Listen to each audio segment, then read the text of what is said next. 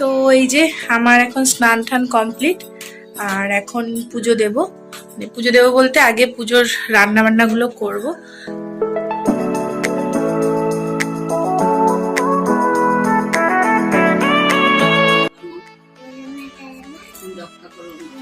সবাইকে ভালো রেখো।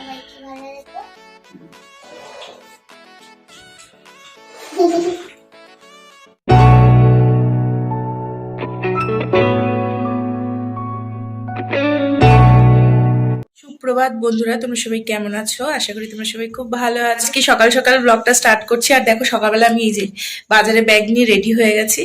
এখন একটু যাব বাজারে, কারণ আজকে ঘরে একটু পুজো দেব। তো পুজোটা কেন বা কি পুজো সেটা তোমাদেরকে এসে আমি বলছি, কারণ এখন একটু তাড়াহুড়োর মধ্যে রয়েছি। এসে তোমাদের সঙ্গে বলছি যে কেন এই পুজো। আর এই যে ব্যাগটা নিয়েছি হচ্ছে বাজার করব না, ওই দুধ আনতে হবে ঠাকুরের, মানে ভোগের রান্নার দুধ আনতে হবে, আর হচ্ছে টুকটাক কিছু জিনিস আনতে হবে। তো কালকে দাদা অনেকটাই করে দিয়ে গেছে, তো ফুল আনতে হবে ঠাকুরের। সেই কারণে আমি এখন এই সকাল সকাল বেরোচ্ছি। আরো সকালে বেরোতাম, অনেকক্ষণ আগে উঠেছি, কিন্তু যেহেতু দোকানপাট ঠিকঠাক খোলেনি সেই কারণে বেরোয়নি। তো এখন যাচ্ছি। তাহলে চলো আজকের দিনটাকে শুরু করা যাক। পাশে থাকো, সঙ্গে থাকো, দেখতে থাকো ব্লগটা। তো সকাল সকাল বেরিয়ে পড়েছি, যেহেতু সকালবেলা রাস্তাঘাট দেখো একদম ফাঁকা, এবং দোকানপাটগুলো যে পাড়ার দোকানপাটগুলোও কিন্তু এখন অবধি খোলেনি। তো আমি যাচ্ছি বাজারের দিকে, টুকটাক কিছু জিনিস আনার আছে। এই যে ফুলের দোকানে চলে এসেছি, চলো ফুলটা নিয়ে নিই। কত হলো গো আমার? 50। তো আমি এখন বাড়ি চলে এসেছি, আর এসেই দেখি মা ঠাকুরের বাসনগুলো মেজে দিচ্ছে। আর এখানে সব সবজি বাজার রয়েছে, এগুলো গতকাল বাবা এই বাজারগুলো করে রেখেছিল, আর বাকি বাজারটা এখন করে নিয়ে এলাম। তো এই যে আমার এখন স্নান টান কমপ্লিট, আর এখন পুজো দেব। মানে পুজো দেবো বলতে আগে পুজোর রান্না বান্নাগুলো করব। মাও সঙ্গে আছে, মাও করবে। তো আজকে আর ঘরের সেরকম রান্না বান্না কিছু নেই, পুজোর ভোগ যেটা হবে সেটা দিয়েই ঘরের, তো সেটা দিয়েই ঘরের খাওয়া দাওয়া আর কি হবে।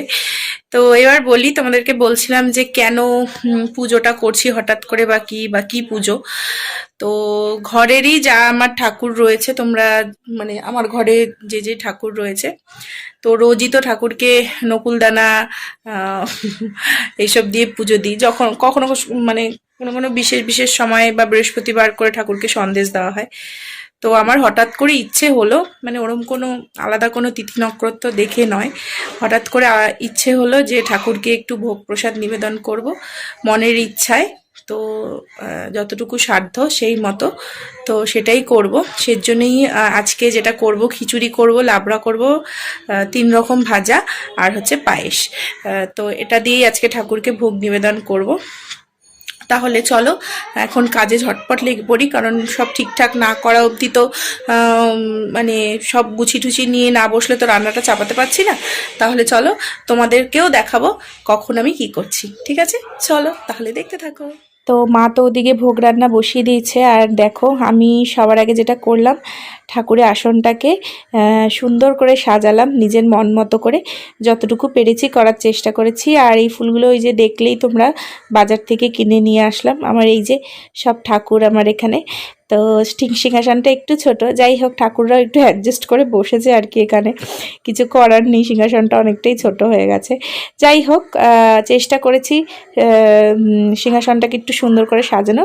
আর এদিকে সব সবজি রয়েছে, এই দেখো একজন বড় কাজের লোক, আর ওদিকে আমার বাবা বসে আছে, এই যে দেখো মটরশুঁটি ছুলে দিচ্ছে। আর এখানে সব সবজিগুলো রাখা রয়েছে, এগুলো এখন আমি কাটবো। আর এই ঘরটা দেখো মা কি সুন্দরভাবে মেজে দিয়েছে, একদম চকচক করছে। আমি হলে পারতাম না, কারণ আমার হাতে আমি অত জোর পাই না যে ওরকম ঘষে ঘষে মেজে সুন্দর চকচকে করে দেবো। তো এদিকে দেখো আমার মোটামুটি সবজি কাটা হয়ে গেছে, বেগুন, কুমড়ো। আর এই ভিডিওটা কিন্তু আমাকে পটু করে দিচ্ছিল, কারণ আমার হেল্পিং হ্যান্ড ওই ছিল, আর আমার এক হাতে ওরকম ভিডিও করে সবজি কাটাটা পসিবল হতো না। আর এখানে দেখো আমি ছুরি দিয়ে কাটছি, আমার ঠাকুরের বটি নেই, ঠাকুরের এই ছুরিটা রয়েছে। প্রচণ্ড ধার এই ছুরিটা, জানো তো, মানে হাত কেটে গেছিলো আমার একবার, সেই থেকে আমি ছুরিটাকে খুব ভয় পাই। আর এদিকে দেখো মা এখন বেগুন ভাজছে, এখানে এই যে নুন হলুদ ফুলকপির মধ্যে সব মাখিয়ে রেখেছে, আর এখানে আলু ভাজা হয়ে গেছে, 3 রকমের ভাজা যেহেতু।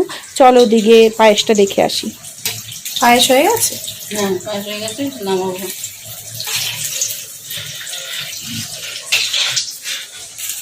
সত্যি কথা বলতে মা না থাকলে আজকের এই পুজোটা করতে পারতাম না।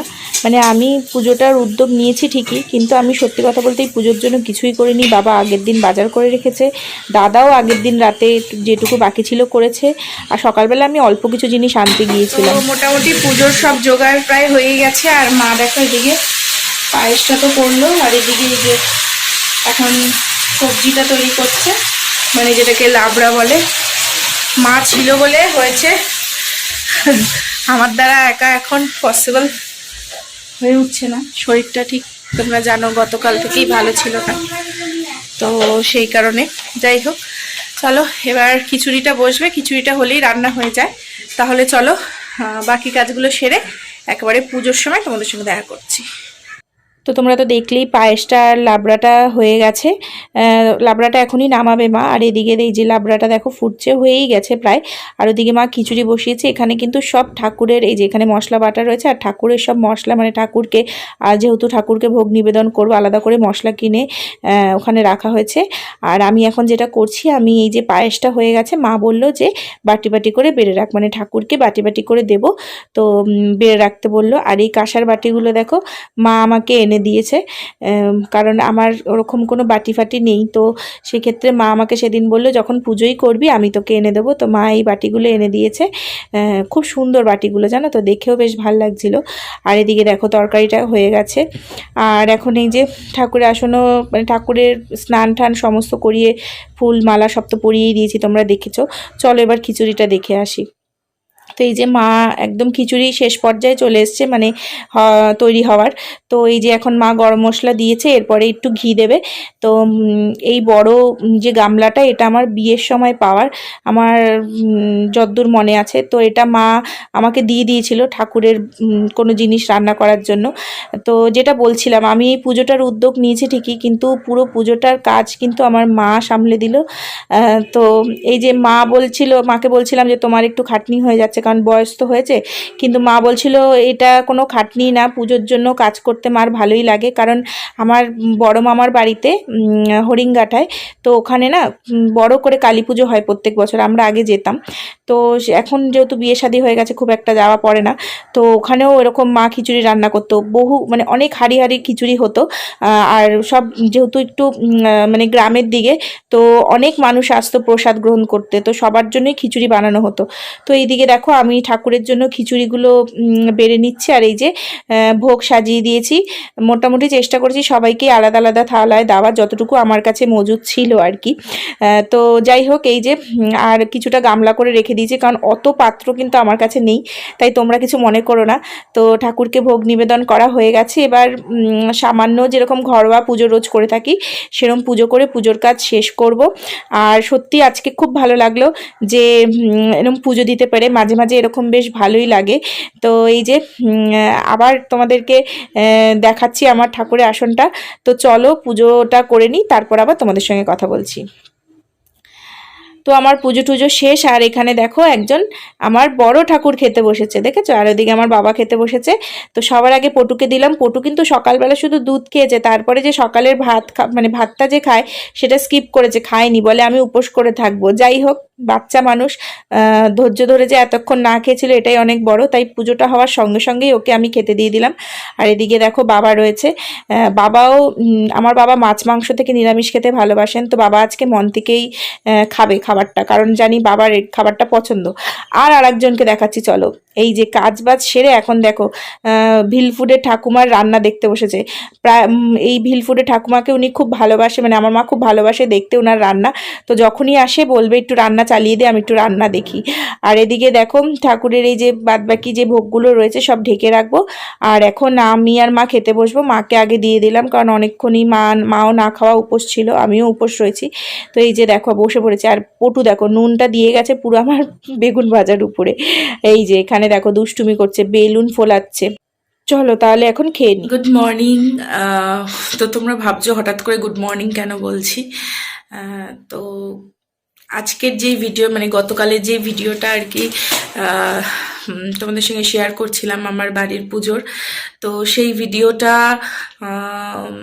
রাত্রির বেলা আর শেষ করে ওঠা হয়নি। তার কারণ হচ্ছে প্রচণ্ড টায়ার্ড হয়ে গিয়েছিলাম, খাওয়া দাওয়া কোনো রকম করে শুয়ে পড়েছিলাম। তো সন্ধ্যাবেলা এক বৌদি এসেছিল আমাদের বাড়িতে, তো তার সঙ্গে কিছু টাইম গল্প করে কাটালাম, তারপরে খাওয়া দাওয়া করে শুয়ে পড়েছি। আর ওই যে দেখতে পাচ্ছ মশারি টানানোর পিছনে পটু ঘুমাচ্ছে, আর বাজে 5:45, তাই ভাবলাম এই ভিডিওটা তো শেষ করা হয়নি। তো যাই হোক, আজকের মানে গতকালের পুজোটা তো ভালোভাবেই কাটালাম, আর মনে একটা অদ্ভুত শান্তি পেলাম পুজোটা করে, কারণ অনেকদিন ধরেই চিন্তাধারায় ছিল যে পুজোটা করব, বাট করে ওঠা হচ্ছিল না। তো যাই হোক, তোমরা সবাই, তো আজকের ভিডিও আমি এখানেই শেষ করছি। তোমরা সবাই খুব ভালো থেকো, সুস্থ থেকো। তবে আজকের যে সারাদিনের ব্লগটা সেটা কিন্তু অবশ্যই দেখো, আমি ওটা আগামীকাল পোস্ট করব। তো যাই হোক, তোমরা সবাই খুব ভালো থেকো, সুস্থ থেকো, দেখা হচ্ছে নেক্সট ভিডিওতে।